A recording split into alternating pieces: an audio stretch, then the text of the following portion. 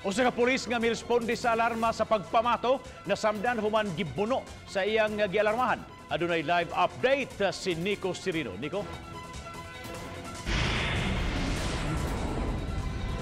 Yes, Bob, nasamdan kining usa ka pulis nga miresponde sa alarma sa usa ka tawo nga giingong naghuramentado. Nasuta nga ang iyang girespondian giingong adunay problema sa pangisip. Sa Dan Iscario, unang gialarma pasado alauna kaganihang hapon ang usa ka lalaking giingong namato. Mao nga miresponde ang mga pulis nga mga sakop sa beat patrol.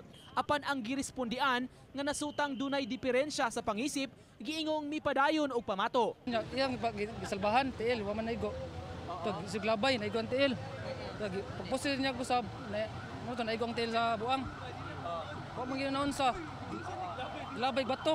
Mo ta pulis naigo ulo. Wala.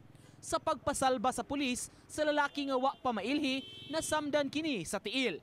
Apan ang pulis lakipsab sa naangol, human giingong gilabayan usab og dakong bato sa iyang ulo. Padung naman sa dupo bantong pulis na sa tabang badi. Panguta ako lang itumba pag atong buang nanukmag sa pulis. Kuno ako na nakabayan gi. Butan ako sa siminto.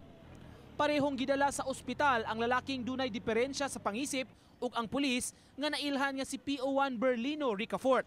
Sakop siya sa Abiliana Police Station ug nadestino sa maong lugar isip beat patrol. Pero conscious na siya, sir? Oo, okay ra. Nalipong na siya. Ito na among gipada sa ospital. Unsa to, sir? Napugos lang gid siya? Oo, napugos siya kay gibunalan naman siya kaduha. Ulo.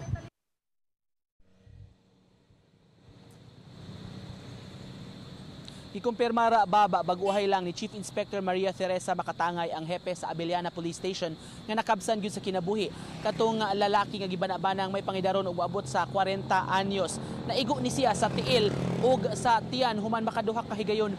Napusilan ni atong maong pulis gumikan sa pagpadayon sab ni atong maong lalaki pag-atake kaniya pinaagi sa pag-igo og bato. Samtang ang pulis ana-ana sa luwas sa kahimtang apan naoperahan og nakakuha gyud og pila ka mga stitches sa iyang ulo gumikan sab sa samad nga iyang naangkon gumikan sa insidente kaganiha. Bob. Thank you so much, Nico Sirino, sa imong live report.